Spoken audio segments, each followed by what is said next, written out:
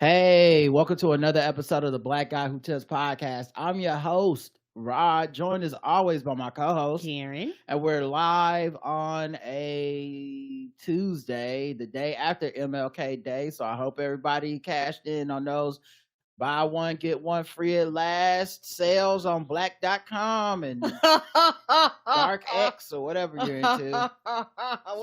Spring Thomas or whatever you guys are into.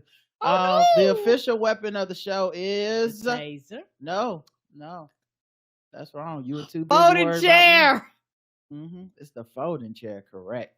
The unofficial sport, bullet ball, extreme. And you know what it is, guys. We just got a down and dirty episode of podcasting that we got going on right now, right here.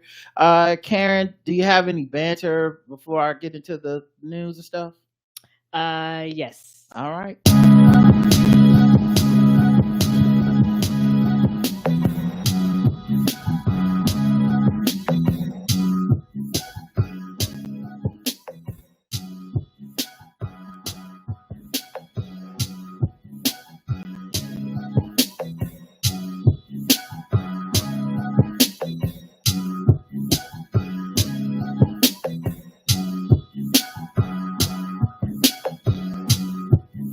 All right, Karen, banter me up. Yes, I've been playing a lot of 2 Point Campus, and it's been really, really fun. And 2 Point Campus, for those of y'all don't know, it's like this game where you like run this college, and you like you run the staff, the janitors, the assistants, the student body. You control the classes and all that type of stuff. It's a really, really fun game. It's not like school. So, they have like this cooking class, and you're looking like they're cooking the kitchen and then like this oversized hamburger. So it's really silly, but it's actually really, really fun. The first version of it is called 2 Point Hospital, which I really like. So when 2 Point Campus came out, I was like, oh, I want to play that too. And what I realized about playing this game where they make hiring and firing people really, really easy. And I was like, man, if hiring people were like this in real life, it would be I think my people would probably sue me because I hire people. Then if I find somebody better qualified, I find somebody else and just replace them.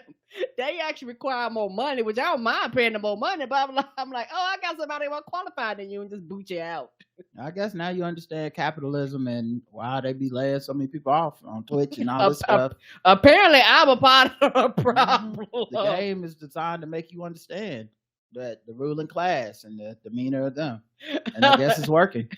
Apparently, it is. It works on me, and whenever you fire somebody, you'll see like they have like documents over their heads, and so you see like a ripped document basically said that they're fired, and then they'll start stumping. Some of them will actually like lay on the ground and start like kicking and stuff, and then you'll see them pout all the way off your campus. Okay. That's pretty sad. It is sad, but you don't seem like. But I had to run. Like you're having a good time. I had to run and fish at campus. Right, of course. Maybe you should just stop paying them altogether and make them do the work for free. No, then that's too far. Okay. Then they'll become unhappy. Well, who cares if they're happy as long as the work is done? Then maybe you have to beat them a little bit. Maybe you get the whips and chains upgrade DLC. And you just beat the hell out of them. And then your students won't learn. Like so I try my best to be as fair as I can as a cruel overseer, as they say. I actually love that game. I've been playing the hell out of that game. When I'm not doing this, I'm probably playing that game. I love when my current self does something that future myself will appreciate. Like I forgot. I woke up this morning and I was like, oh, I gotta put the dishes in the dishwasher so I can make lunch today. But the dishes was already in the dishwasher, and I guess I must have put them in there before I went to bed last night. And I must have forgot I did that shit. And then I woke up and was like, thank you, past self. I appreciate you looking out for future me. Yes. Anything else? Yeah, my last thing, I think I talked about this on but a pregame. I started going to the chiropractic again. I've really been enjoying it. I've been sore and stiff, but that's, that's normal because with me, particularly with COVID, I've been sitting and being stiff and things like that. So I actually been going back, and I've actually been enjoying it. It's wild because you feel better, but you're stiff all at the same time. So like things are moving around as they should, and things are flowing as they should, but you still feel a little stiff and sore as your body's getting readjusted to a new normal. Because a lot of times, some of the pain we feel, it's not normal, but we just kind of adjust around it. But I can tell you, like aligning my hips are in alignment, and getting my, shoulder blades and things, back up to par. And so I'm looking forward to going for the next few weeks, and then he'll slowly kind of wind it down where I don't go as frequently. So I'm really looking forward to that. But I actually, do you have to pay every visit? How does it work? Yes, I'm actually paying every visit, and the reason why I'm paying every visit is because some insurance companies suck. Insurance companies, a lot of times, they don't want to pay for anything unless it requires some form of a popping of a pill or medicine. And chiropractors and masseuse and and things like that people kind of want to get this quote unquote alternative medicine.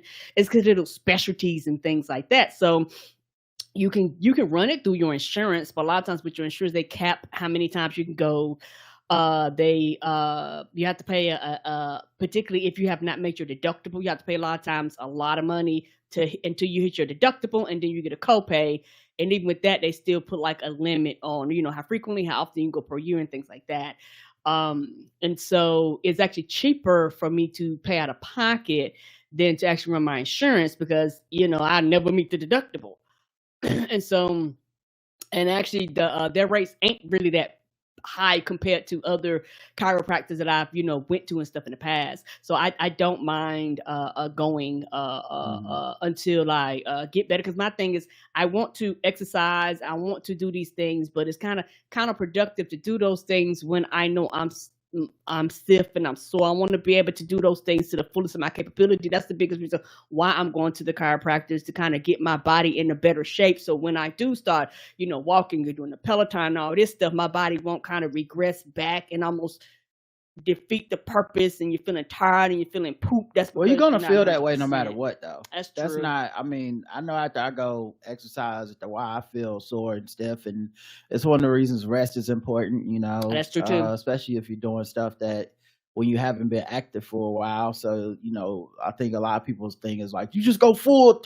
I'm gonna work out 7 days a week, but it's more like the rest is part of the thing too. So yes, it is. Like I went to the gym, I think 5 days last week, but then this weekend I really just chilled. Like I didn't do anything.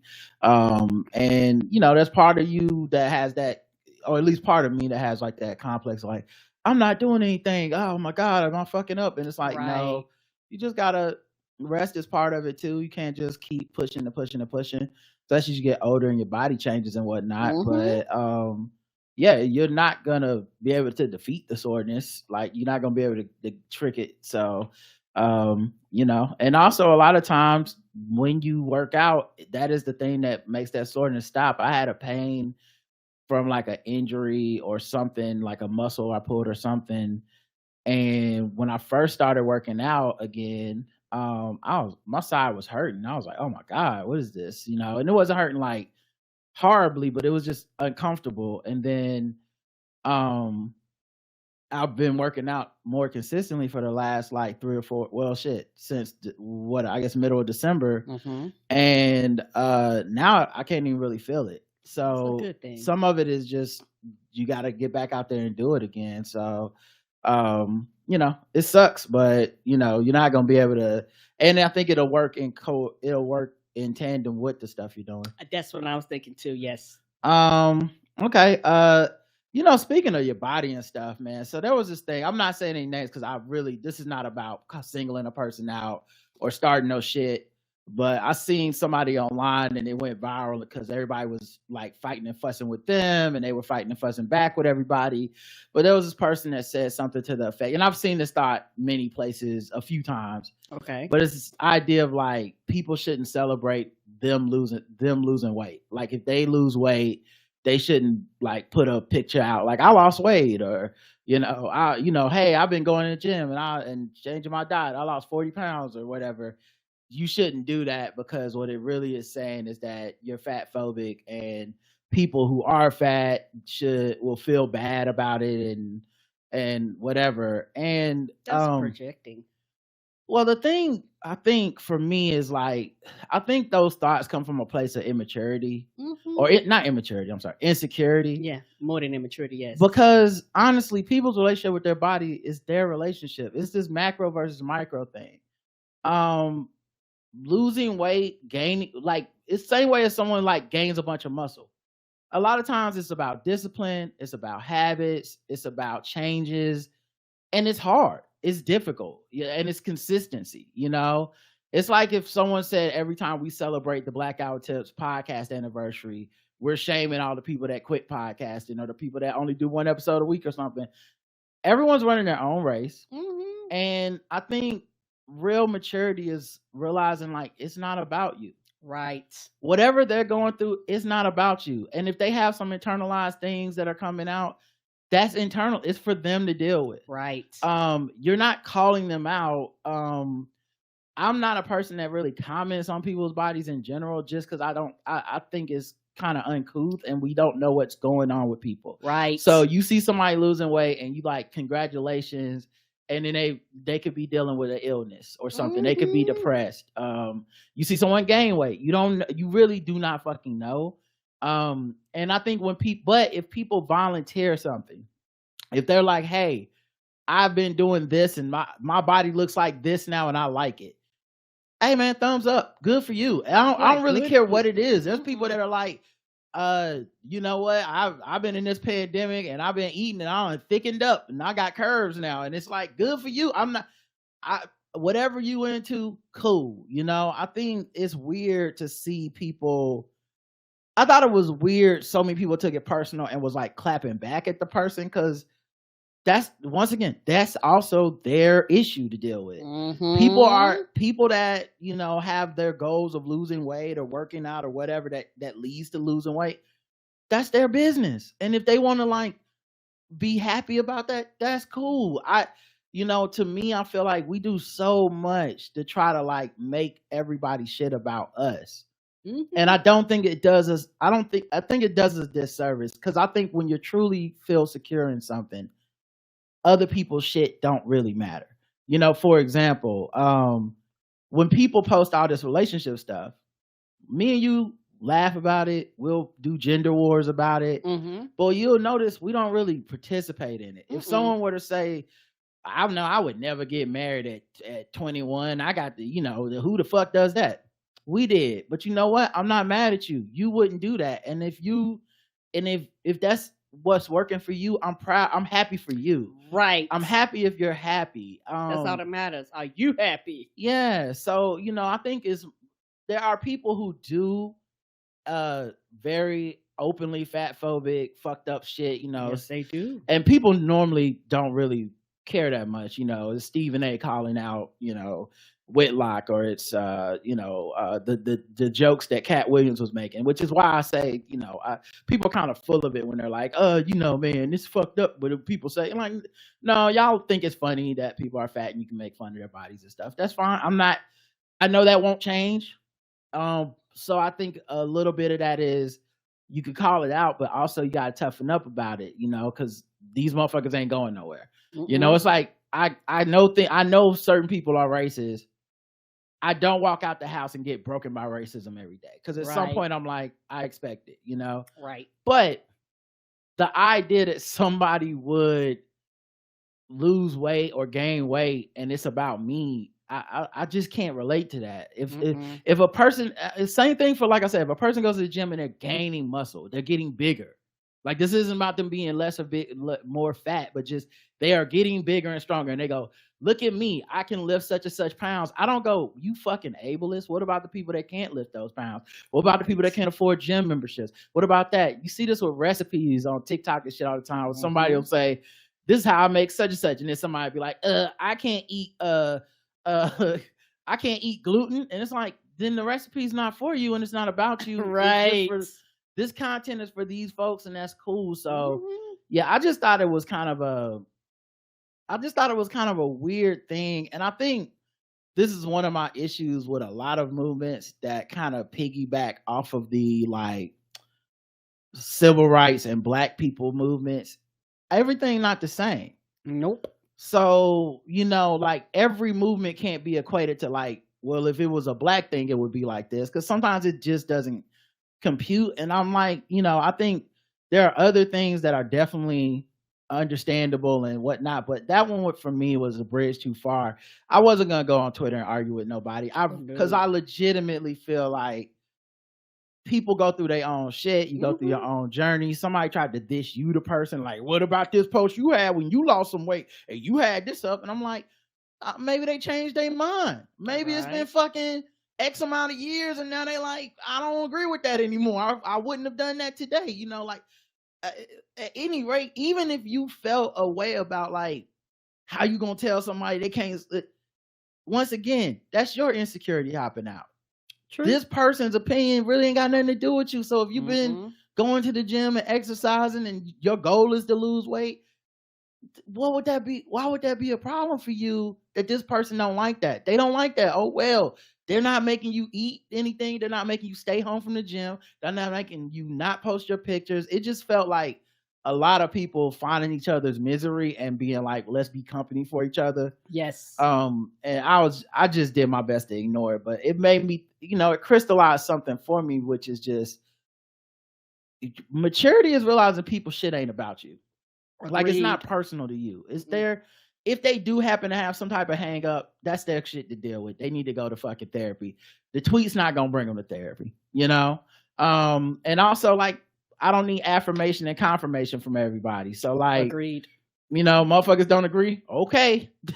You know what I'm saying? Yeah. And, and also it's one of those things where I'm really, really quick to be like, particularly online, I pick and choose kind of what I interact with, and I don't interact a fraction of how much I used to, just because, like you said, a lot of that misery, a lot of unhappiness, and I'm like, I'm opting not to get involved, because it's one of those things where if it's fun and it's jokes, okay, cool, like I'm there for that. But once you start branching off into like these serious, deep conversations, we're trying to post and respond to each other in like a short format, and like, it's not designed for long form and like, real life conversations. It never occurred to me to like get involved in the discussion, you know what I mean? Like, I truly am at a point now where like the vast majority of things I see, I'm like, that someone's probably going through something. And the thing that we'll never know is what we don't know.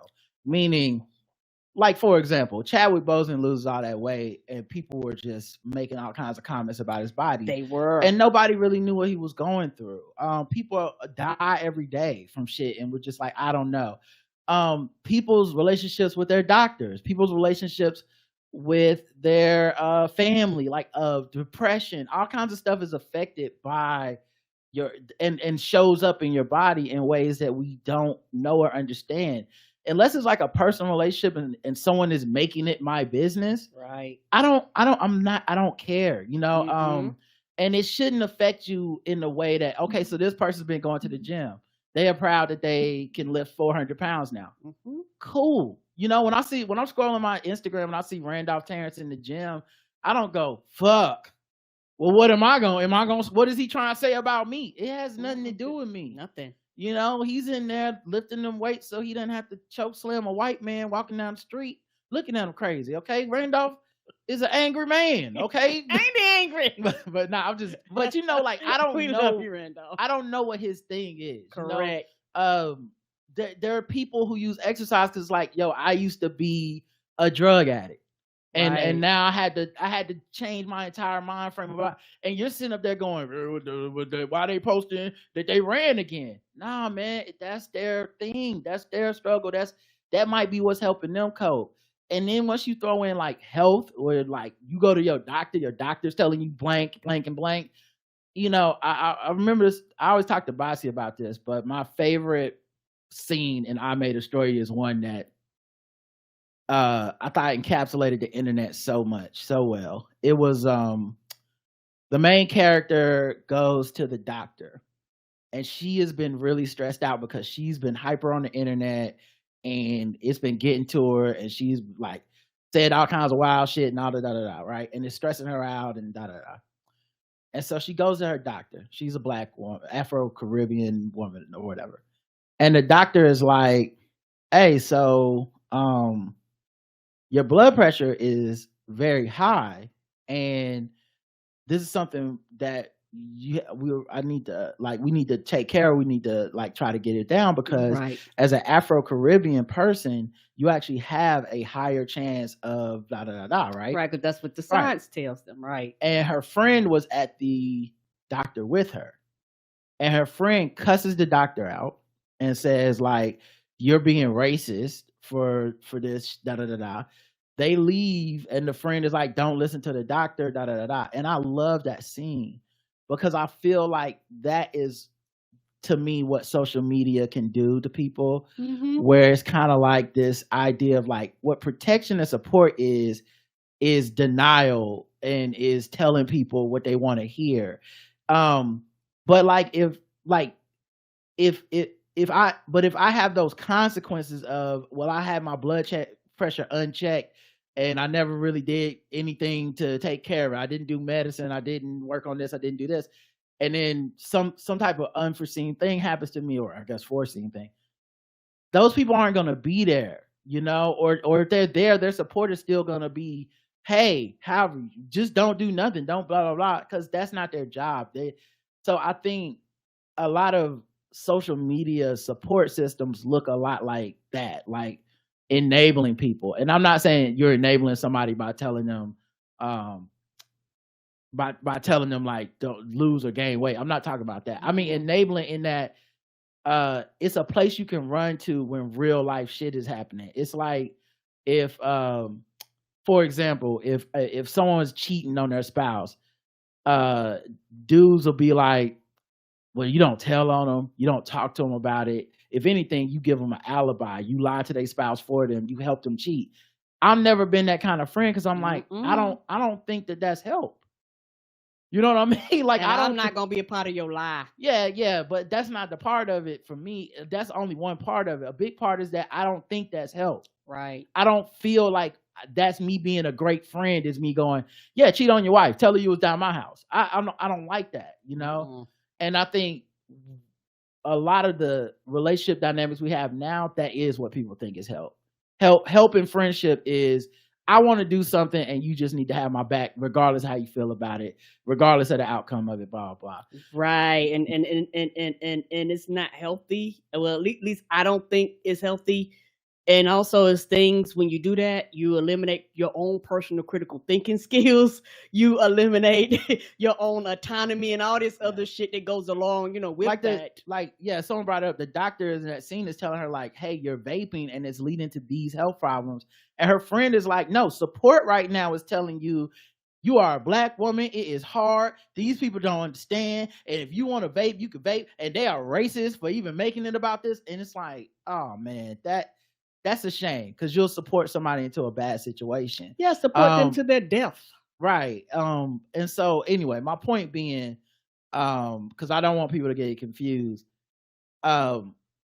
Whatever people are going on, you don't know. Right. So like, if someone has talked to their doctor and their doctor's like, this is what's wrong, and here are some things you can do, and as a byproduct, you might lose weight. You know, or you might it really shouldn't be about, it's not about you, and you making it about you is weird to me, you know. And if they're proud of that, They could have been trying, that could be a goal they've had for a long time. That could be something they didn't think they could do. That could be something they paid money for, put effort into, put time into, made a plan. These things are difficult. Change of all kinds are typically difficult. And so I don't feel like we should make those things about ourselves, but that's just me.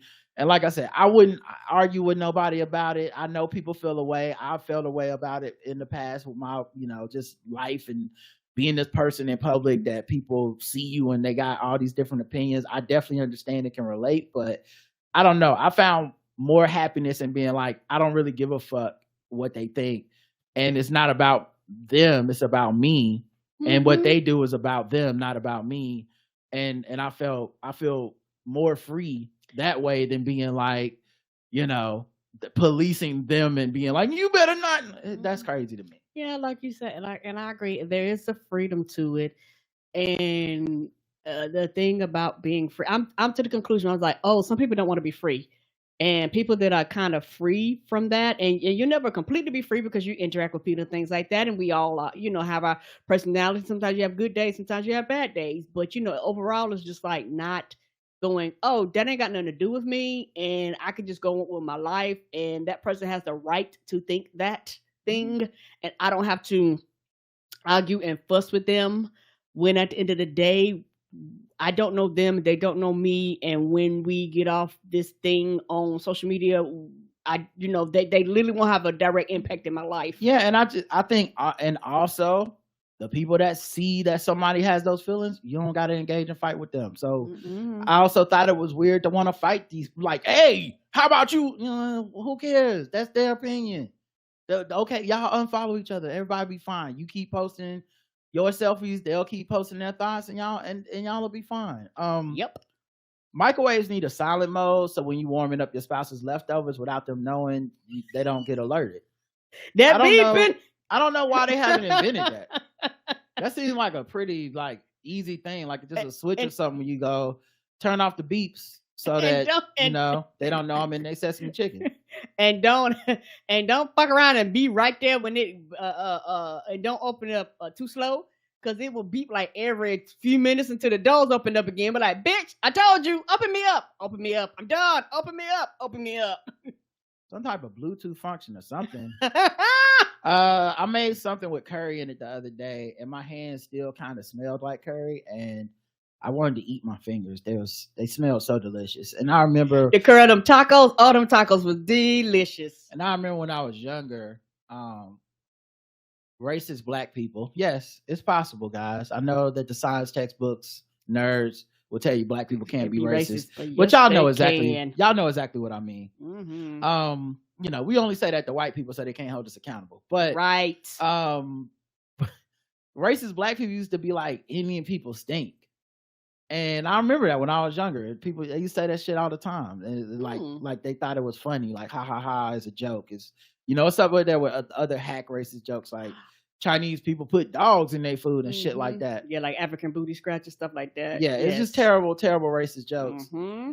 But once I had Indian food, I think Indian people smell delicious. I do too. What you call it? No, don't need to say anything ignorant or racist, Karen. I'm about to say that bread. I'm about to mispronounce the name of the bread. Okay, all right.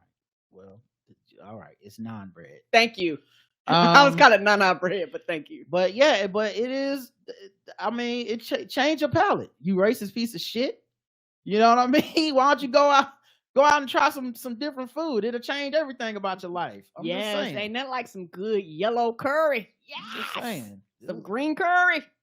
Drop the racism, pick up the fort. All right. I wanted to say, Mos Def might be a better rapper than Drake. Okay. But he'll never be as good an actor as Drake. Because Drake has been method acting his way through hip hop for over a decade. And now he's the biggest rapper in the game. He's a child Canadian mixed race star. And he has been masquerading as an American black for over 15 years. And this motherfucker will not break character. And he's winning. He is winning. I know Mos Def can act. I'm not saying he's a bad actor, but his whole life isn't an act.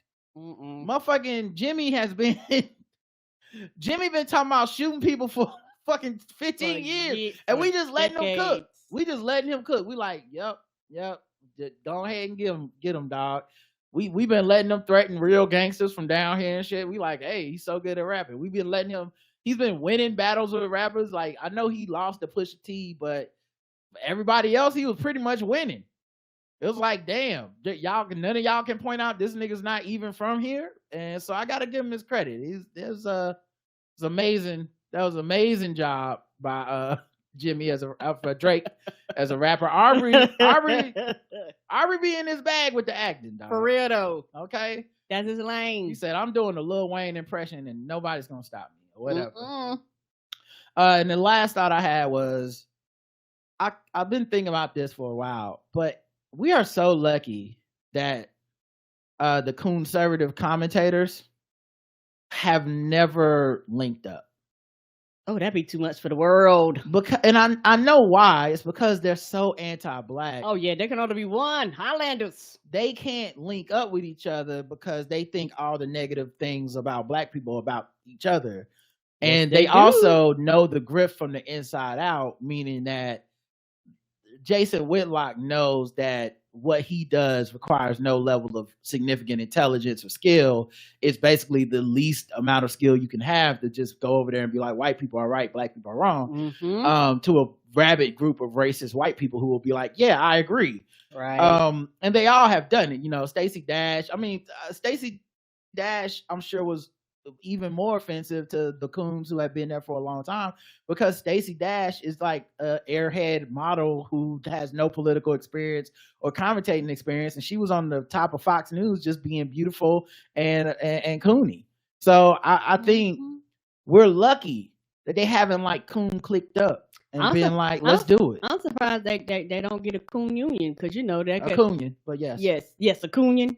I'm surprised they haven't got one of those. But that would require membership of other blacks. Yeah. They would never let black people in. It was like whoever started the coon union would be like, all right, so we need to get some more people in this. Any white people want to join? And the white people be like, why are we joining? It's a union for coons. And they be like, fuck, that's a good point. I guess we're going to close the union because I can't have no other black people in here. You know, like the most black coon people I've seen together were the blacks for Trump, the Kanye MAGA blacks, and they don't work together. They just showed up at that convention together, and then they took like a picture, and then they all separately left with their white spouses. Like, fuck out of here if y'all think I'm out to like kick it with y'all. I'm looking for be the only chocolate chip in this white party. Come on. So we're very lucky. If fucking Racy Trash, Jason Whitelick, and Sage Shield realized the community that they could have over there, because I think if they built it, you would see those MAGA blacks and those people, they would come. Yes, they will, because that'd be their home. They don't have a spot. They don't have a radio show. They don't have a podcast network, because they won't work together. And you know what's crazy? If they did it, they wouldn't have to rely on white people as much. Right. Like instead of getting the seal of approval from these lowering in status platforms like Breitbart.com, Outkick, and The Blades and shit, they would be able to get like their own thing and be like, nah, we doing it over here for the community, and we are this is black owned and black ran, and of course white opinions, you know. Like but yeah, y'all know what's happening. Yeah, because and a lot of them they wouldn't fade away, because since there can only be one every year or two, is a new model. So you might be on top, but they're gonna replace your ass. But they wouldn't be able to replace you if y'all linked up. Yeah, that's what I'm talking about. Yes. Yeah, like it's crazy they haven't. Well, it's not crazy. We know why they haven't thought of it, but it is wild that they don't see this easy solution just because they're so racist against themselves. Right. That's crazy. Like, wow, boy. Thank goodness. Really. Because I wouldn't be able to take it. I guess the good news would be finally, all the coons are in one place. Mute. You know what I mean? Yeah. No more going viral. No more like, oh, Van Lathan had Jason Whitlock on his podcast so they could share some ideas and it went viral. And it would just be like, no, there's no fucking need for us to even see what they saying over there because they all blocked, they all muted. We don't watch that channel. We don't talk about it amongst mixed company or even ourselves. That would be amazing. But they won't fucking do it. So instead, we're playing fucking coon whack-a-mole, whack-a-coon, where each one pop up, we hit it with the hammer, then the next will pop up and be like, but I'm ready, I'm back. It's me, Elijah Pearson or whatever the fuck. Yeah. It's like, what is happening? I mean, the only two that got along, they were sisters, Jerry and Curl. You know, when Curl passed, that was it. Yeah, what happened? One of them died. Yeah. Because they couldn't have two. The world abhors vacuum coon. But it's CJ Pearson. You know what I meant, guys. Anyway, that's it for my banter. That was a lot. Let's get into the show.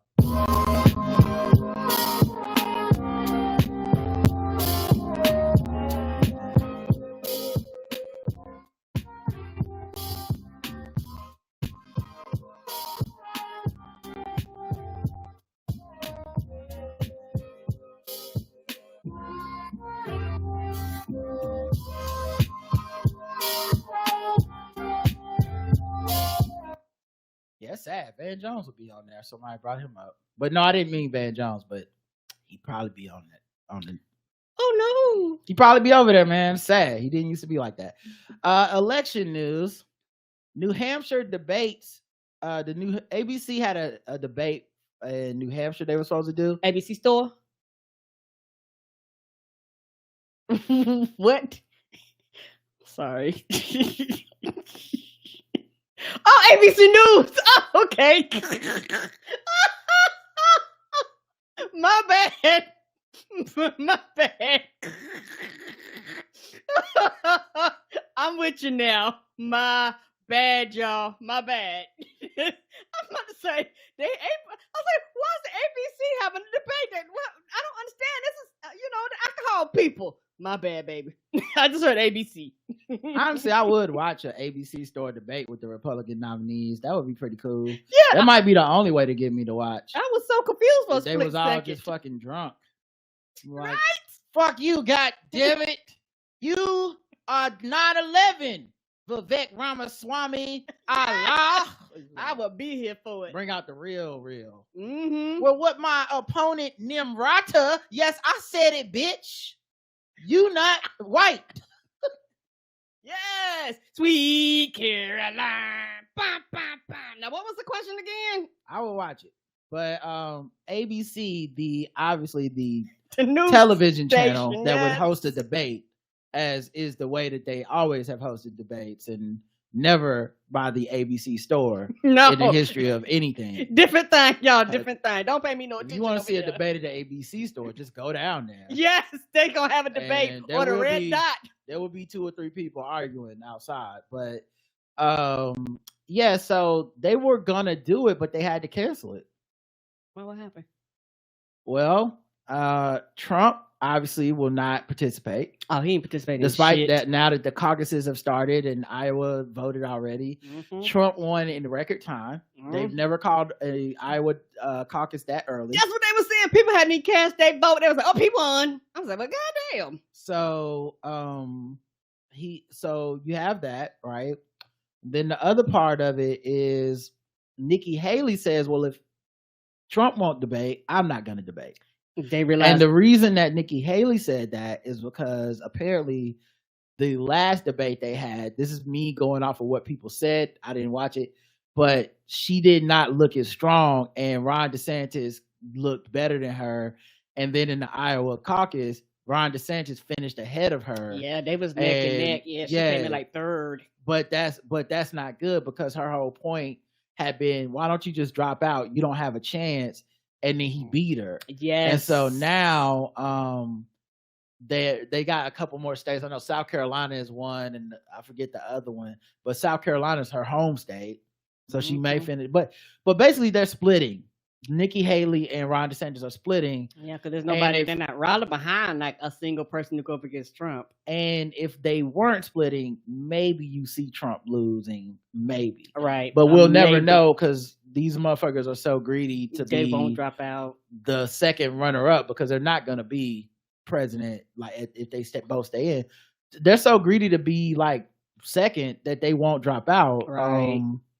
I don't know if they're angling for like a VP thing or what. I don't know what the plan is, but so she will not participate in the debate because now that she's the quote unquote front runner, she's got everything to lose, nothing to gain from doing these debates. And that's what Trump showed them. They're going like, the fuck am I going to go out here for and look stupid? I'm not participating either. Yeah, I don't think it's what Trump showed them. Trump's been doing that because I think he knows that he can't. No. I agree with you. I agree. Mm-hmm. Yeah, because Trump's bigger plan is essentially, if I never have to face any questions or talk to these people, I can just do town halls and rallies. Correct. Something I can control. It's just a home game for me. Yes, sir. And I guess now Nikki Haley, since she's kind of caught up, feels like I need home games too. So maybe they'll all be out doing separate rallies and town halls and bullshit. But there won't be a debate now. ABC had to cancel the shit. And also Vivek Ramaswamy's dropped out. Mm-hmm. Chris Christie's dropped out. A lot of OBKB, he dropped out. Like, there's not a lot of people left. Right. And, it was like and Mike Pence. Go ahead. They had a 21 clown car race. And I was like, oh, yeah, all the people that going to last.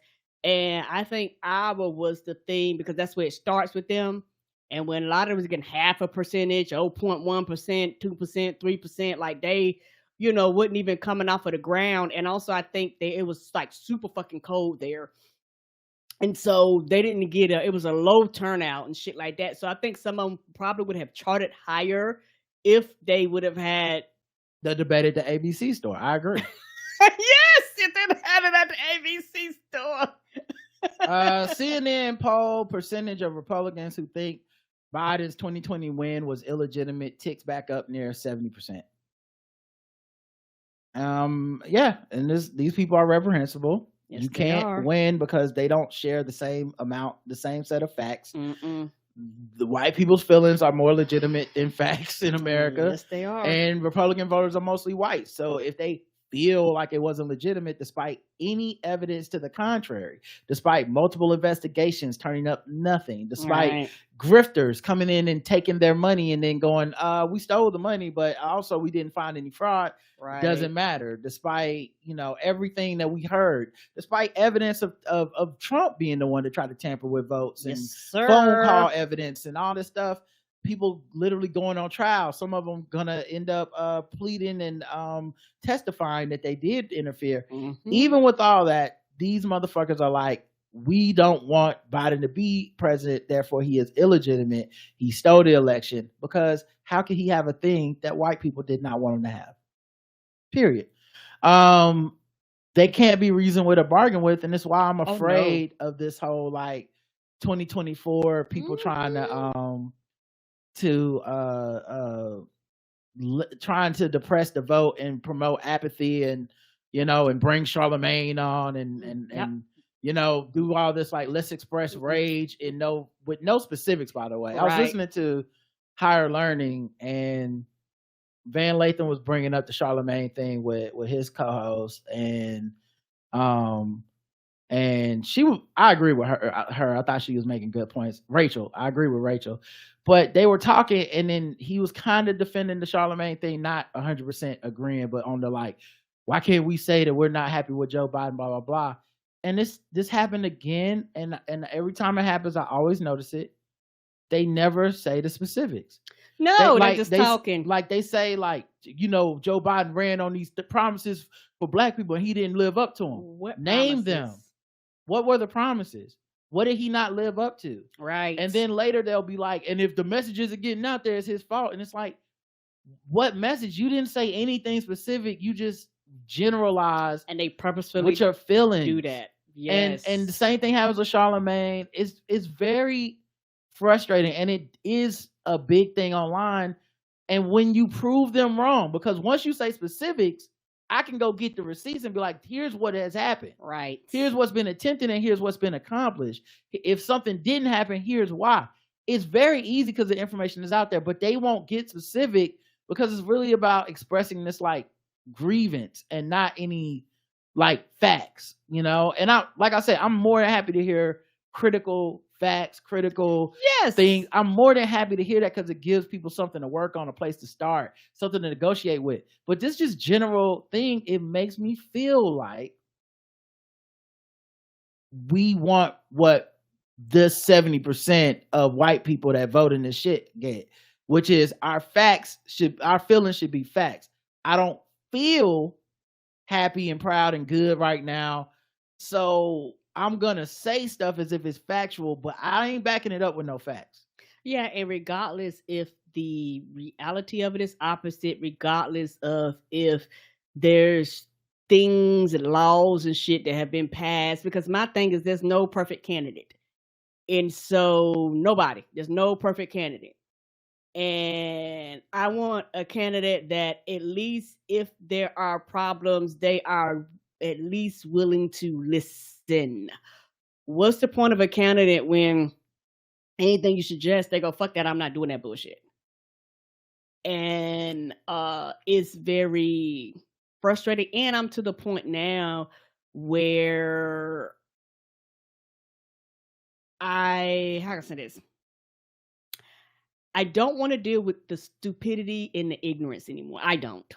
So it's one of those things where, people act like it's the same rodeo show that we've always had, where the closer it get to voting time, more and more people, and they are the loudest. They're not voting. They haven't done this. They haven't done that. Whatever their one pet peeve is, they take that, and that determines everything. But when you look at a candidate, you look at the whole candidate. Just like you are an entire person, they're an entire candidate. And so the thing is, the things that you want by having this other person in office, do you think you're really going to accomplish your goals at all?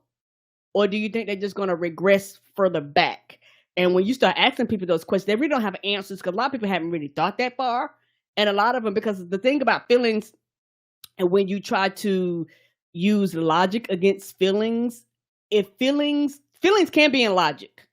So if I have a feeling about something that's based in logic, you come up with logic, we could talk about, discuss it, and all that type of stuff. But if you just strictly in feelings and nothing else but your feelings, and you don't apply any logic to it, it's like you're just talking, and nothing is accomplished. I think it's frustrating because you can make up feelings. Like feelings don't necessarily have to be logical. And I can show you but this happened, and this happened, and you can go, well, I don't feel like. And I think for a lot of, on a deeper level, I think a lot of us covet what whiteness has gotten, and we would like it too. Right. Regardless of it being something that is bad for them, bad for America, bad for us. A lot of people want to be white. That is the promise of America for everybody, just about, except black people.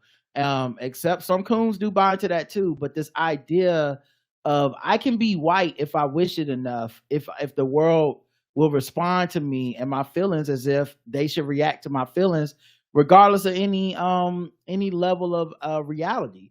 And I think we're envious of it because we watch white people have it. The whole American experiment has been, we don't feel like these native people, this is their land. It's ours now. Fuck whatever the law says. Okay, we don't give a goddamn what your law say. If we don't feel like implementing it, it don't matter. There was no law for them to break as far as they were concerned. Right. They just decided this is our land now. And they decided that you aren't a person. I own you. And you're happy that I own you because I decided that you're happy that I own you. Right. And no, you can't read, and no, you can't do this. And this is a land of freedom and blah, blah, blah, but you're not allowed to vote. And if you're a woman, you're not allowed to vote. And if you're brown, you're not allowed to vote. If and so we've watched what they've amassed and what they've accumulated and the head start and the privilege that they have in life from their feelings being treated as facts. They decided that they didn't feel like doing that shit. And to a lot of black people, especially black men, they covet that. They're like, what is true progress is the day that my feelings are turned into facts. And whatever party is willing to do that is the only one I want to vote for. And unfortunately, or maybe fortunately, or foolishly or whatever, but that's never going to happen. I mean, actually, it's fortunate. I don't want it to happen, but that's never going to happen. But they get so mad at Democrats because they're like, why aren't you just making me feel like these white people feel all the time? You know, I listen to, you know, like a Bakari Sellers or somebody, and they'll complain, even Roland Martin to a certain degree. There's a lot of like black men complaining, I don't feel represented by this administration, da da da. There's a lot of black women in it, but what about me as a black man? And you know what I kept thinking was like, when it was mostly black men and no black women, y'all were like, that's representing the black race. Right. Y'all didn't spend years complaining where were the black women. Y'all didn't say that shit at all. Y'all were like, you don't care. This is black power. The blackness is for the men. You know, womanhood is for white women. Blackness is for the men. And Right. so I think that's one of the reasons you see black men voting Republican at a higher clip than black women. Black men promoting apathy at a higher clip than black women. And, you know, of course, online is not necessarily the best determination, because I think offline is still where the voting happens. Like people spend all day on Twitter fighting and stuff, or, you know, you go on your podcast and you say whatever, but a lot of those people don't really speak for the community, because at the end of the day, the community votes and they vote Democrat. It doesn't mean that they're like staunch Democratic, like it down and like down with everything, but they definitely don't do this like, fuck it, we'll be okay. Especially those of us that don't live in a California or in New York. Right. Those of us that live places where the majority of black people live, which is places like, you know, in the South. Places where your rights are on the line every ballot, and a half measure or a statement or a protest won't work. You really do need to fight every single time. So, but it's been interesting, because I do think there's some good news coming out of these caucuses. And I don't know who else has said it, but if Trump won, he barely won, and he may have even lost if one of these motherfuckers would have just dropped out. That's not good for Trump. Meaning he has lost a percentage of that vote. There are enough people, because as close as our elections are in America, everything becomes about the threat of Trump and if he can win and all this stuff. But just math, just looking at the fucking math, it'll be interesting if this trend continues, because while I don't believe that if those people dropped out, 100% of them don't go, I'm not voting for Trump. Now, obviously, that wouldn't even make sense. But I do have to wonder, like, what the numbers are, because even with them calling it early, the final results were like, right, that's not like that far off. Just there are people who just aren't gonna vote as much. Possibly. We'll see. Because remember, it was extra cold. Yeah. So turnout was down no matter what. Yeah, in Iowa, yes. So look, we'll find out. But once you start getting some of these other states, yes. Yeah, but that is kind of interesting to see, like, if he's been affected by all these trials and shit. And that there's, like, obviously not a majority, but if there's enough Republicans that are like, yeah, I don't want to vote for this dude. Because I really do enjoy seeing them do more fighting than us. You know, I do enjoy having an incumbent so that we don't have to deal with all this shit. Because end of the day, you can bitch and complain, but I mean, you either voting for Biden or you're not. It's not really like there's 12 choices where we got to go through motherfuckers being. Anyway, just go ahead. Yeah, and it's also, you know, one of those things when you look at it and you're like, okay, you know, we'll see, like, as they begin to travel, and also listening to the Daily and some of these other podcasts, it's a percentage of Republicans that are like anybody but Trump. Like, they are like, not that nigga, not him. No, I'm goddamn tired. You know, it's people that's farming. It was like, yeah, I voted for Trump. He passed them tariffs. Now all of a sudden my shit went up because of his policies. Yeah, like I said, it's gonna be interesting, because I don't like. It'll be interesting to see if that's even a significant percentage or significant enough, because the elections are close, and all this shit may have worn some people down. Now, the people that have been, there's a lot of people that have been bolstered by it and tripled down on Trump. And like I said, now 70% of them are like, Biden's an illegitimate president, which to me is a sign of supporting Trump. But it'll be, I'm gonna be paying attention to these numbers. Is all I'm gonna say. Meanwhile, Trump is in court. Furious Trump shakes his head in disgust as judge says he sexually assaulted E. Jean Carroll in dramatic $10 million civil defamation trial. Yeah, he's in court Tuesday. Yeah, one reason why he's not doing a lot of these debates because he's in fucking court, and then a lot of times, some of them he has to be there. He can't quote unquote opt out. He has to be there, and then also like you said, when they're having the debates, he purposely times a town hall meeting right at the debate to fuck up their numbers anyway. Yeah, so he's liable for $10 million in damages, apparently, or her lawyers are asking for $10 million in damages because he called her a liar after she claimed he raped her and after he was like found guilty of it. So yeah, like you said, him out here yicking and yakking and shit and talking. He was like, yeah, dog, somebody gonna be like, you broke the NDA, I'm suing. Yeah, so he was in court for that shit. Special counsel Jack Smith can access Trump's Twitter. Judge rejects appeal that would have denied access to the ex-president's social media feed in election interference case. So he did tweet out shit. He was always tweeting out problematic shit. And now that's public records. And now that will be allowed into the courtroom as part of public records. So yeah, at first Elon Musk and Twitter tried not to comply with the warrant from Jack Smith. They eventually did comply with the warrant. The release included at least 32 direct messages sent by Trump. 4 judges appointed by Republican president slammed the full court's decision not to rehear the case in a 12-page statement. U.S. Circuit Judge Naomi Rao, a Trump appointee, wrote the statement, and it was signed by Circuit Judges Justin Walker, Gregory Katsas, and Karen Henderson. Yeah, I mean, Trump elected a lot of judges because people couldn't be bothered because their feelings were too important in 2016. And they said, fuck them facts. I don't know. I'm not going to do the same rant. I'm moving on. Yeah. And it's also one of those things where, particularly with that particular account, is the presidential account. And so, if you remember, I don't think he ever used the POTUS account. He used his personal Twitter. Okay. And just basically act like he still acted as president, but with his personal Twitter. It was fucking insane. Right. And it was like, hey, dog, you tweet from this account. This is the account we're going to use. Yeah. So that's one of the things that's happening.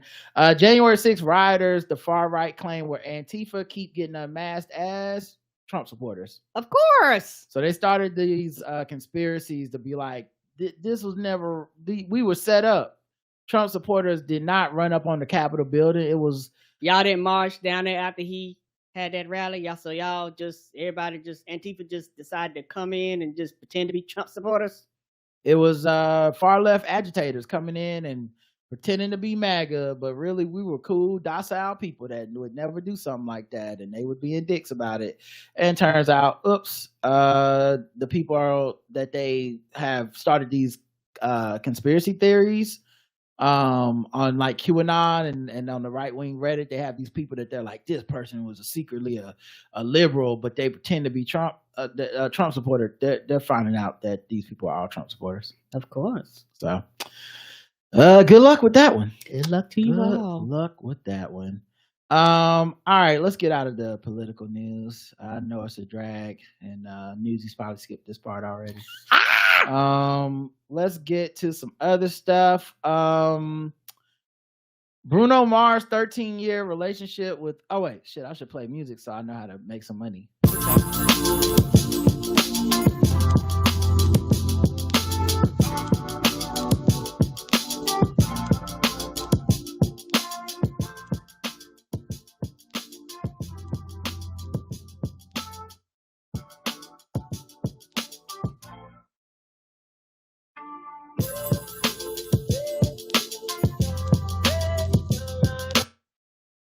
Bruno Mars' 13-year relationship with his girlfriend Jessica Caban is on the rocks after spending holidays apart. Oh, I know.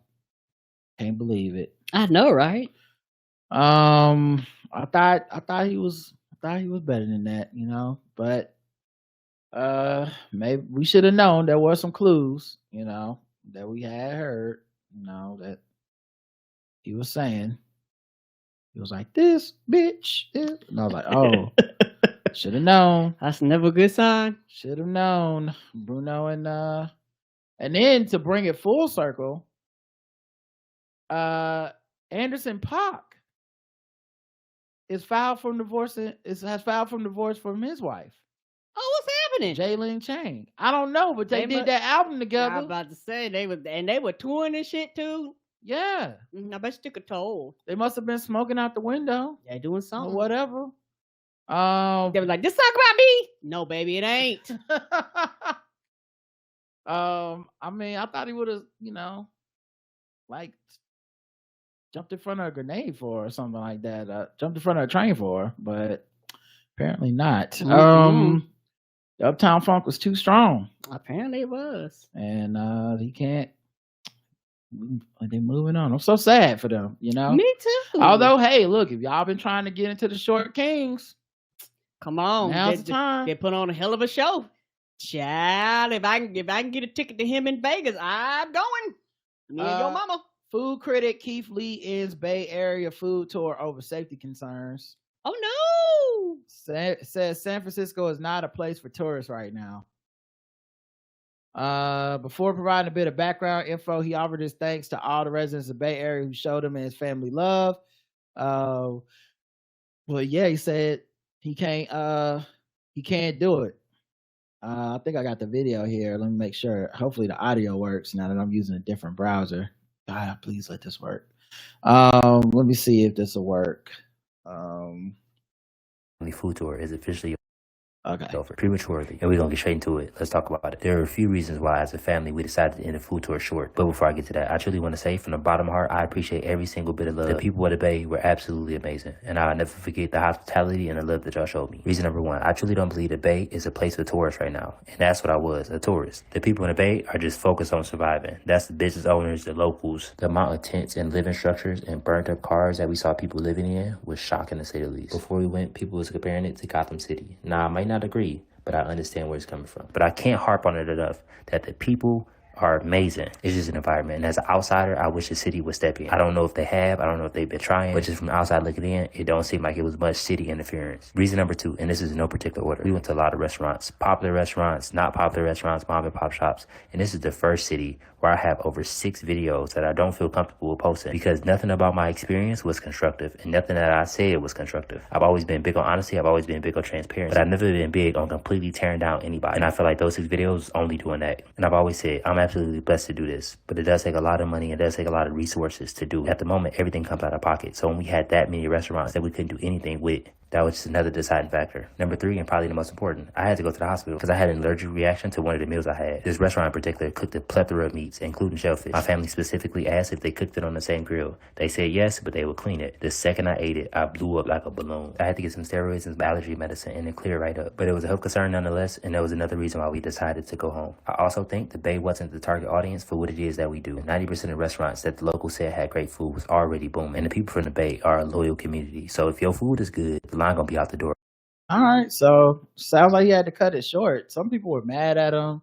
Some people was like, he should have put up the videos anyways about being honest and da. But then I remember with the Atlanta thing, people got mad because it was like, why is he saying anything negative ever? It should only be about uplifting people.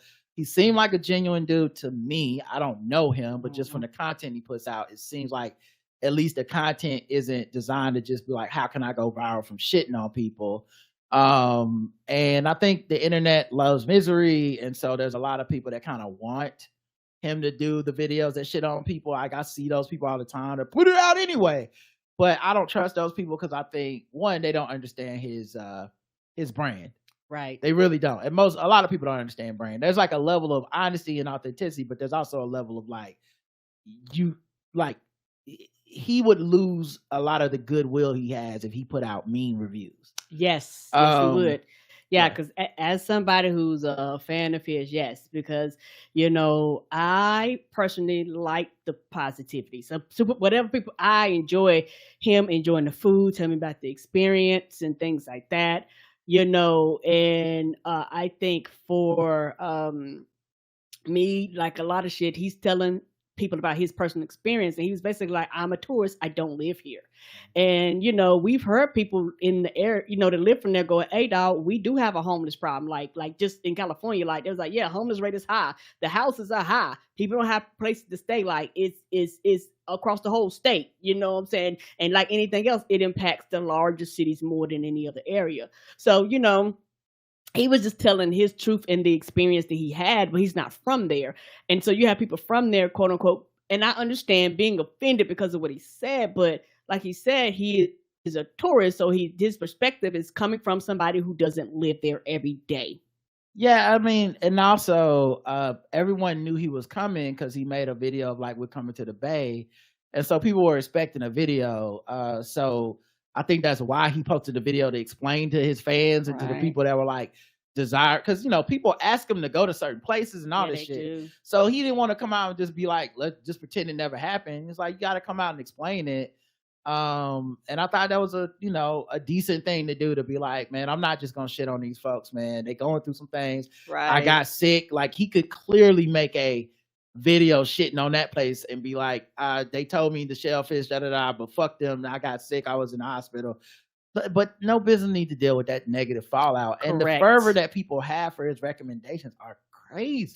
Yeah, people like, it would be fine if people would be reasonable, which is never a part of the equation. We're always like, well, people act crazy. That's just what it is. But it's always like, but we don't have to act crazy.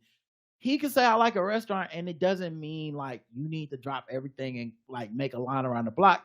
And if he don't like something, it doesn't mean you need to go online and like, harass those people. But unfortunately, people just won't fucking cooperate. So I get that he was in a tough situation, so I think that's as honest as you can be with a review without turning it into like, let me shit on these places for the clicks. Because honestly, if he would have shitted on 6 places in a row, in addition to taking a hit to his own reputation, people would have been like sharing that stuff. It would have been very much talked about. So if he was like a greedy type of nigga, he could have just put it out there and just been like, fuck it, I'm gonna get the clicks. Yeah, that's true. And the thing is, this is the quote unquote fickle part of the internet, because people feel certain ways about their city, where they raised, where they from, and you're gonna have people who are going to complain just because you said anything. You're gonna have people that's gonna be happy because you said anything. You're gonna have people that and on top of that, he's so big now. You got people, niggas that just don't like him. They don't feel like he's a valid quote unquote food critic, which he never said he was. Yeah. And so it's like literally a mixture of a whole lot of things. And then, people own these places, and I get it. You're sensitive about your shit because this is something that you've invested in and things like that, and it's one of those things where because of who he is, like saying this branded thing, that I know somebody like me who actually consumes his stuff will be like, and I understand all reviews don't have to be, 10, 10, 10s all around. But yeah, somebody like me would be like, okay, like this is kind of very negative, and things like that. Yeah, and like also keep in mind that he goes out his way to be like, this is just my experience. Right. But look how people treat it. They don't go, maybe they had an off day. They don't go, they just go, that's a bad restaurant now. Yes, they do. I see, Lamont in the chat room making, comments every other comment, but he's like, yeah, well, you have to be honest with these reviews because people spend their money. Right. You're treating the review like it is literally, that is what the restaurant is. Keith Lee doesn't even want that. He spends most of his review being like, hey, it could be this. It could be that. This is my experience. I didn't like this, but that doesn't mean you won't like this. Motherfuckers don't care. They want to be mean. They want to be upset. Right. They want to ride on these restaurants. And he has to be, because we won't be as a general public, because we won't be reasonable with ourselves. He has to now treat these motherfuckers with a bunch of caution. Like, hey, I'm not trying to start no shit. So that, honestly, if we weren't fucking psychopaths, right, I think he could have shared a review and been like, I had 6 bad experiences, or it was just okay to me. And people, if in a reasonable world, people would be like, okay, yeah, it was, I might go check out the place myself. And if it's, maybe I agree with him, maybe I don't. that hasn't been what we've been experiencing. It's really been like a really rabid fan base both ways. Yeah, and for the so people that love him and for the it's people put that him in a don't. position that he can't just be like a regular person and be like, I didn't like this restaurant, because motherfuckers are crazy. Yeah, and people overreact, like you say, on both sides, and I think it got to be very different. Like I said, you got brand, you have money. It's a lot of things more tied to it than you just putting a video out for the sake of putting a video Yeah, we out. review stuff for Lip Smacking Good, but I've never had to deal with the pressure of our fans being fucking assholes. Right. If our fans were assholes, I'd be like, well, I guess we don't do reviews anymore. Because that's not what I want from this. Right. You know, oh yeah, they just death threatened this person. Okay, well now you put me in a spot to where I can't reasonably do another review that's bad because you said you want to kill somebody. That's fucking insane. Yes. Like let's just be honest about what's happening, you know? And also like the thing with Atlanta was people put them up to go to this restaurant because I do want to shit on them.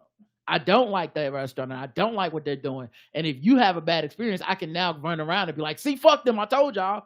And so you have to be careful of that shit too. It's crazy out there.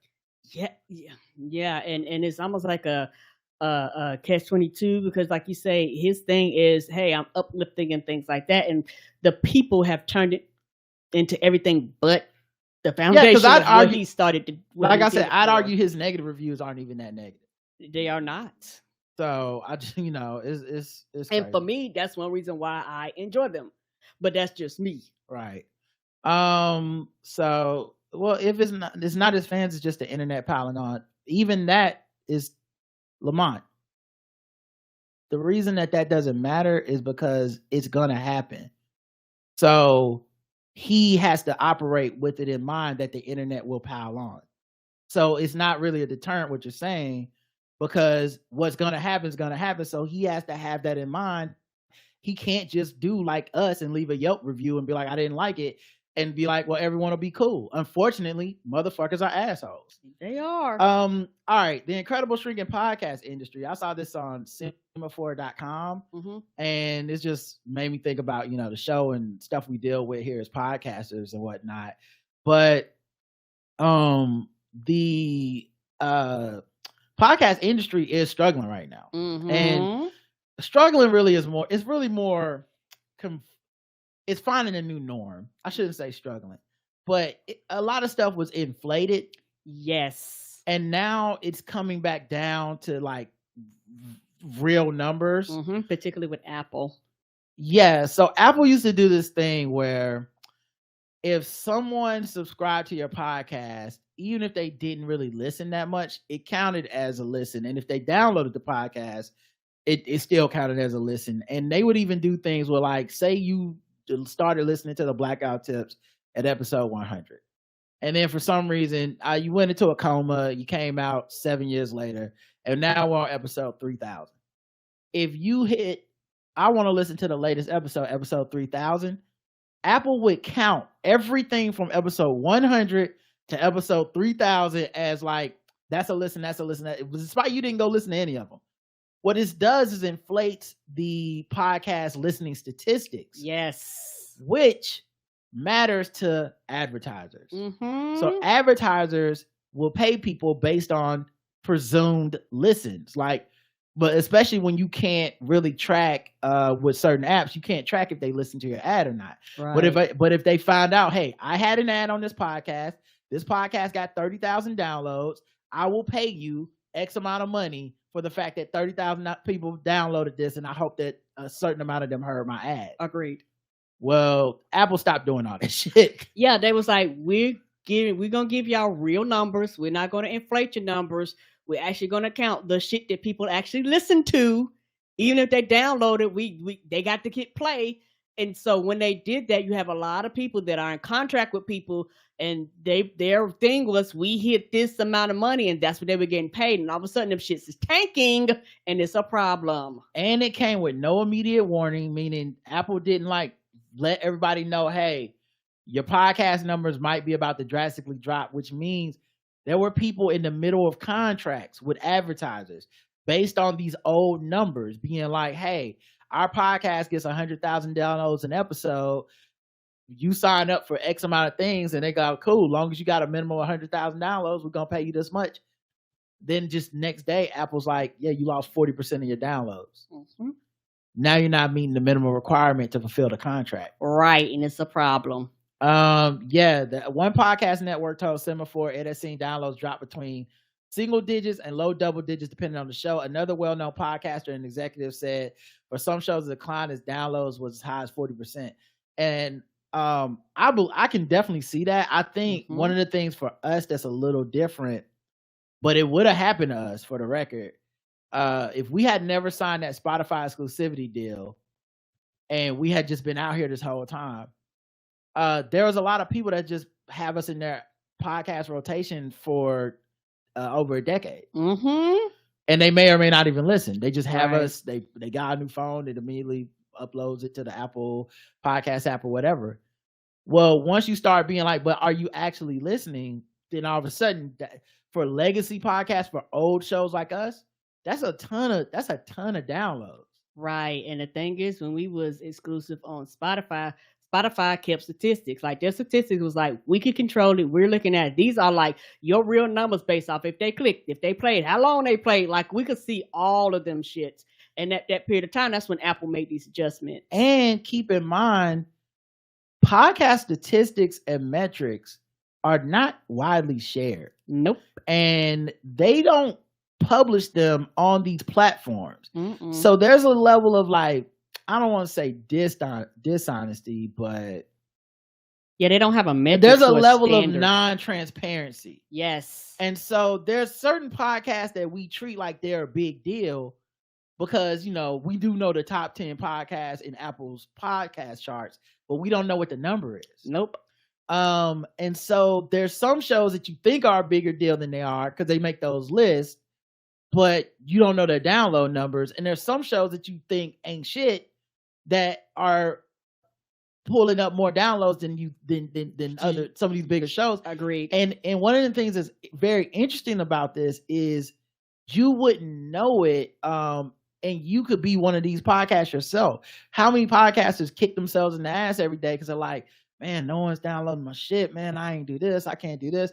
And you go look up one of these like articles about statistics and stuff, and they're like, the average podcast gets 100 downloads, and you're like, well, shit, I'm getting more than 100. Right. You know, so, okay, so where am I really, you know? And I'm sure, obviously, you have your legacy tentpole podcasts like the Daily and stuff like that. But a lot of that is affected by relationships within the industry. So, like, if the Daily can figure a way out for Spotify to promote them as a top billed podcast, or if Spotify buys a certain podcast and they're like, all right, everybody log in, you're going to see Joe Rogan. First thing you see. That show will get more plays and more listens and more downloads. Right. But that kind of stuff is not talked about. It's very hush-hush. So if the Daily has a something with Apple and Spotify and stuff because they can afford it because they're the New York Times, we'll never know. You know, like we just got to assume they're getting it on the fair, but none of these things are really fair. Right. But yeah, numbers have gone down in this more, but now the numbers are more accurate. Yeah, they're more real. Yeah. To what they really truly are, and it's going to bring a balance. I think, you know, this has been something that once it happened. Now, and the thing about Apple is so big. For Apple, a lot of Apple pushes their podcast to some of these other platforms that you listen to. A lot of them just picks up whatever Apple's doing, and so because Apple made this adjustment. All the podcast metrics across the board, and I just funny, it said, "Oh, our numbers have failed. You know, year over year, 5%, 10%, or whatever it is. Like our numbers are getting fucked up because they adjusted their shit." And Apple is wild as fuck because as a podcaster, they offer like subscription models and stuff, kind of like a Patreon could do, where you can put bonus episodes and stuff. But they take such a high percentage, ain't it high, compared to other models. It's that ridiculous. It doesn't really make sense to go premium with Apple because they're taking so much of your fucking money. You can ask JL Covan about this with Cameo, where it's like the easiest. Don't sign up through Apple. Like, go to the website and sign up. You'll save money and I'll make more money because Apple is fucking greedy. So like they put you in a position to depend on them while also fucking you the hardest, you know? They also did this thing too, where if you had like a subscription podcast, Apple had they privately acknowledged to some podcasters that it had accidentally included unlistened bonus episodes and segments in its automatic download count. So that what that means is, let's say we put out something that's behind a paywall, but it shows up in our feed, right? You go, I'm not listening to that, or I can't afford to listen to that. I didn't pay for that, whatever, right? They still will count that as, well, that's an episode that people didn't listen to. You add up enough of those and they start counting that as people stopped listening to your show, and that takes your numbers down. What? Yep, they had to apologize because it shouldn't have done that. But yeah, it's crazy, and we've already seen a lot of divesting in the tech space anyway. Like a lot of layoffs. Spotify laid a lot of people off. A lot of letting these podcasters go, not renewing their contract when they got these big celebrity podcasts that didn't really work out. And also, as people that have been podcasting for a very, very long time, we were before Stitcher and we're after Stitcher. And the thing is, at one period of time, Stitcher was the standard, and Stitcher was actually at one period of time a excellent podcast. They even had Stitcher's Awards. Like, it was like a big thing for Stitcher. Stitcher got bought and it went down the drain. Like, I really do think, I'm not trying to be funny, if Stitcher would have had the investment, because it was literally ahead of its time. It was simple, easy to use. Suggestions was great. You can monitor how many hours I listen, how many minutes I listen, like it was such a great podcast. But then once they got bought, it was just podcast app, yes. Once they got bought, it was very sad to see how it ended with Stitcher, because like I said, Stitcher at one period of time was literally a great app, and there's several other apps out there. None of them, in my opinion, are perfect, because some have some things, some have other things. And also, if you are an avid podcast listener like me, there are certain things that are standard that some podcast apps either don't have, or they fucking charge you for. Like, why are you charging me for some of the basic ass shit that your thing should just be able to do? Yep. All right, let's move on. Let's do some guest erase. We've been doing this for like an hour and a half. Let's just move into some guest erase so we can start wrapping this thing on up. You know how it is, everybody. Where's my guest erase music? What the fuck? Oh, okay. I see. I'm in the wrong folder, guys. That's on me. All right, guest erase. This time for guest erase. This time for guess the race. This time for guess the race. This time for guess the race.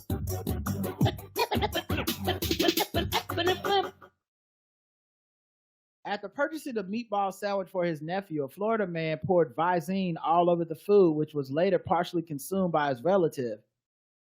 Visine for your ass. Yes, it can poison you. It can kill you if you consume it. Yeah. Yep. They arrested the man on a felony poisoning charge. Investigators say James Leach, 45, was at the market near his Pinellas Park home Wednesday evening when he asked an employee for a bottle of Visine due to having dry eyes. Upon securing the Visine, he allegedly opened a container of food and proceeded to pour the eye drip solution all over the meatball sandwich inside. When the worker declared that the liquid could hurt someone, Leach reportedly replied that it would only cause the victim to shit himself and puke his brains out. Visine's active ingredient, tetrahydrozoline hydrochloride, can actually be lethal if ingested. Oh. The market employee who described Leach as a regular customer said the suspect had issues with his nephew and declared that he hated his kin. Leach and the victim reside together and have a long history of domestic-related issues, said cops, who added that officers have answered several prior calls to for service at the pair's home. They received a 911 call from the market. Police reviewed the security footage. It clearly showed Leach dousing the meatball sandwich of Visine. When police subsequently All arrived, in 4 8K, however sharp that is. when police subsequently arrived at Leach's home, he declined to answer questions and requested a lawyer. The victim said he had only consumed a small portion of the sandwich before the cops showed up and was unaware that Visine had been added to his meal. While medical help was summoned to the victim, he ultimately refused treatment. He was charged with poisoning of food or water, a felony. He was locked up in lieu of $50,000 bond. He has pleaded not guilty.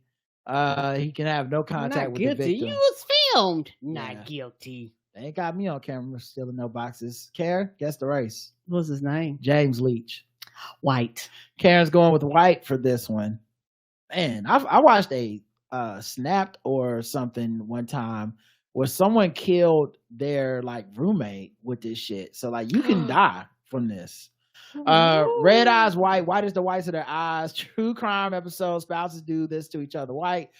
Trailer park white. Meatball sub white. Florida's version of punked white. He was a sweet kid. White. Extra mayo white.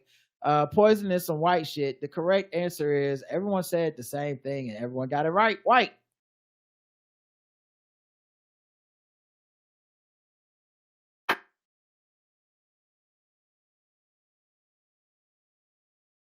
So they put the Keith Lee food, you know. So did that review. All right, y'all. His eyes is clear. Yeah. This is the greatest ad for Visine I ever seen. I clear, ain't it? He started putting some in his eyes when the cops got there. See, I was just using it for this. All right, let's get to the next one. How about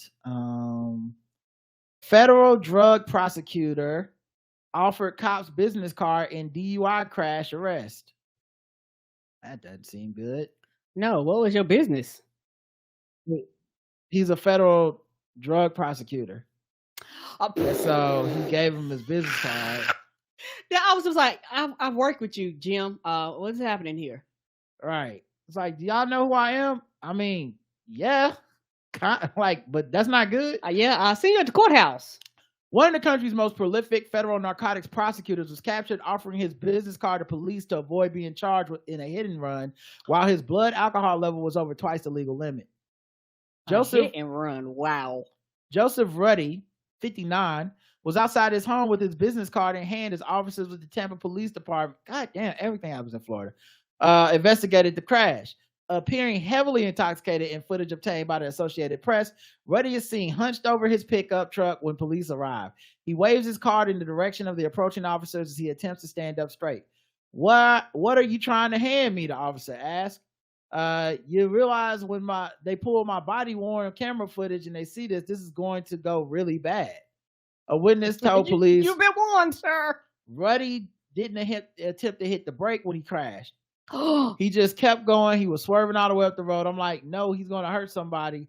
So I just followed him until I got the tag number and just called and reported it. Footage shows Ruddy admitting he fled from the hit and run scene. You hit a vehicle and you ran. You ran because you're drunk. You probably didn't realize you hit the vehicle, the officer says, to which Ruddy seemingly nods his head in agreement, briefly pausing before saying yes. Why didn't you stop? I didn't realize it was that serious, the prosecutor slurs in response. He was over twice the legal limit. 0.17 was his blood alcohol level. He's charged with DUI and property damage and was not charged with leaving the scene of an accident. I guess the card worked.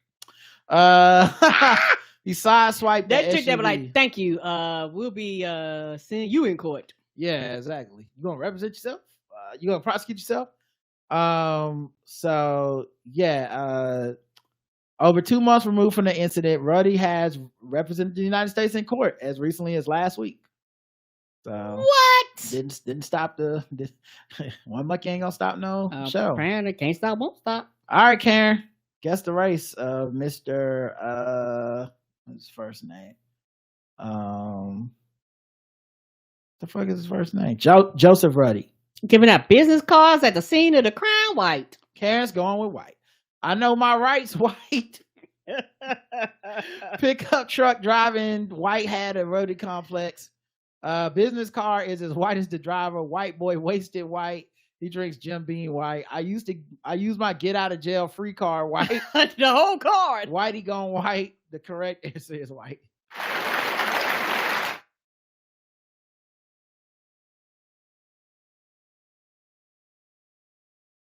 He looks like he's leaning over in the still shot. Like that's just a still shot. He is gone. That's his mug shot. Like he can't even stand it. There's video of it too somewhere up here. Oh yeah, here. What are you doing, sir? Good. Good. I understand we might be having a better night. What is this? Yeah. What are you trying to hand me? Joseph Rudy. Is that you? That's me. He is leaning, standing up. Oh, he's having a tough and he's time. trying to lean on the. Trying to lean on the bed of the truck, but he's leaning the other way. His hip is like, wait a minute. And I bet you in his mind he is straight. The second that he don't touch that thing, he is falling over. He down for the count. There's no way. This is the story of a. All right, we don't need your opinion. All right. We don't need your opinion. It's not about you, buddy. It's about us. All right. Stop trying to make it about yourself. All right. Let's go to the bonus round. Karen, you're 2 for 2, right?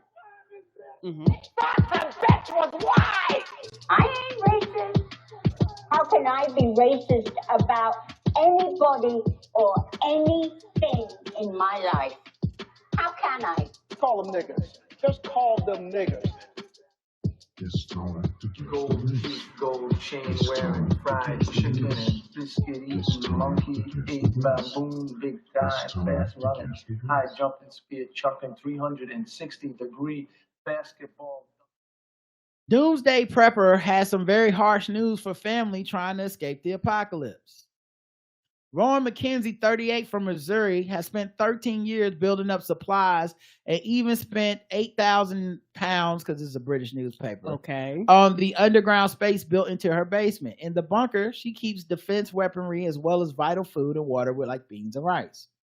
Overall, Rowan has spent 70,000 pounds on her stockpile and isn't taking any chances with wars, climate change, and economic turmoil. She said, I'm preparing as a whole for war, inflation, nuclear disaster, and all-out chaos. I've always said that if you didn't help build it, then hard decisions will have to be made. My door won't be open to anyone, family or not, as I prepare for my own home. I feel bad, but hard times call for hard knocks and a harsh reality. The price of everything has gone up so much, I need to ready myself as well as my family for any disaster situation. Our stock should last us a year or more once used and not replenished. And I've had new plans made to build a second bunker in case one is compromised. So basically, one of them doomsday preppers. She on some leave the world behind shit, because she's not even trying to like let her family in. Most of her stock won't expire for 25 years, and she shared tips with other people looking to build their own doomsday bunker. She said most essential items to stock up on are water, and sufficient storage of this and ways to filter it is a must. Food and medical supplies, which are often overlooked, are needed, and that will most certainly end in disaster. I never regret any of my purchases, and the thing with prepping is that even the most useless items will be a blessing when it's needed and not accessible. It's better to have more than you need than to need it later and not have it, she said. Well, y'all know y'all can't depend on her. Y'all don't come there, she ain't even gonna be there. Y'all like, the fuck is happening? And she gonna be down, open up a trap and up underneath the house, and she gonna be fireproof, and y'all ain't gonna know where the fuck she is. It's like season 2 of Black Lady Sketch Show. I have a lot of backlash for people who think that's what I'm doing. What I'm doing is useless, not essential. I've been called every name you can think of, worst of the worst. At first, I hurt my feelings, but now I don't let it bother me. It shouldn't, girl. You gotta listen. It's not about you. Their insecurity is not about you. Okay, so you gonna be prepared. They like, maybe I should have a bunker. That's what they really thinking. That's why they mad at you. Why would I be mad you built a bunker? I don't give a fuck. Like, either I think the apocalypse is coming or I don't. It's not like it's just that cut and dry. I'm just gonna be mad because you got it. I know what I'm doing is important to me, and I have over 80,000 people who also agree. How you get those numbers? I feel bad for the people who don't understand what is actually going on around them right now, and I fear that because they choose to ignore it, they may not make it for long. They gonna be the zombies.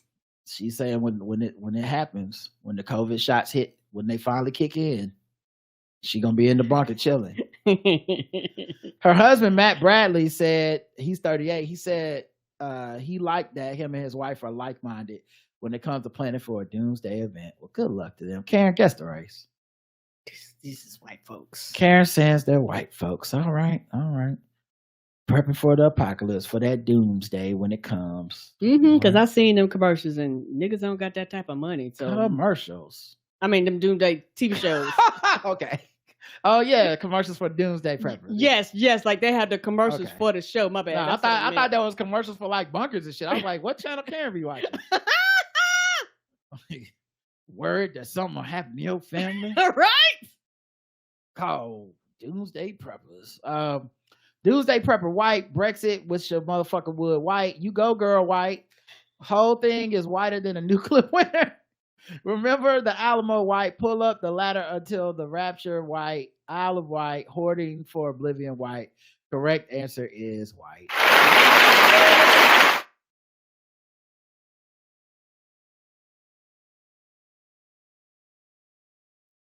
And that's her, I guess, down there with her stuff. The thing for me is, if you're prepping for doomsday and you spend all this money,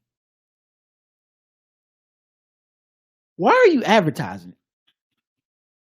If I had a bunker, I'd keep it a secret because honestly, no shit. If I lived around this woman and I knew where the fuck she was and the apocalypse did come, I'm killing her and taking her stuff. I know you got a bunker, man. You on somebody's list, ma'am. You should not have told me this.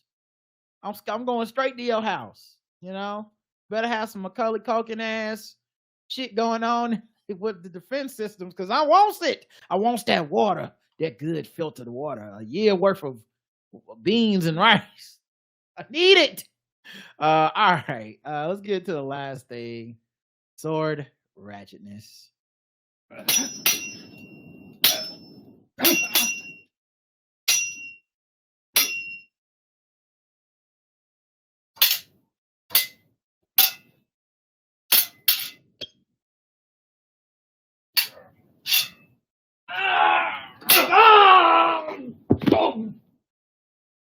A man is accused of stabbing dad with sword. Oh no! I know. Happy Father's Day. You guys know how it is. Sometimes you gotta stab a dad. All right. No. Multiple felony charges after deputies said he stabbed his father with a sword. Christopher Worsham was arrested Saturday after he was released from a hospital after a domestic dispute on County Road 707 New Year's Eve. There, they found a man with multiple stab wounds. A witness said Worsham was there to talk to their father, but during the conversation grabbed a sword and stabbed him. The witness stabbed Worsham. The witness said that he stabbed Worsham to stop the attack, but he was hurt in the process. Now, Worsham and the father were taken to the hospital for their injuries. Let me tell you something, man. Okay. At Baird. If you really got that much beef with me, just put some Visine in my meatballs. Okay. Don't stab me. That'll be an easier death. Why can't you do some normal shit? Like put Visine in my soup, huh? This is crazy. Right, just a few little drops. It's not that serious. All right, y'all. That's it for this episode. We'll be back tomorrow at 5 p.m. We actually have a guest tomorrow. MJ Harris is gonna be the guest, who is a pretty big deal on YouTube and all this other stuff. And yay! I'm looking forward to that interview, getting to know them, and hope you guys show up for that tomorrow at 5. So until then, I love you. I love you too. Mwah. Bye, everybody.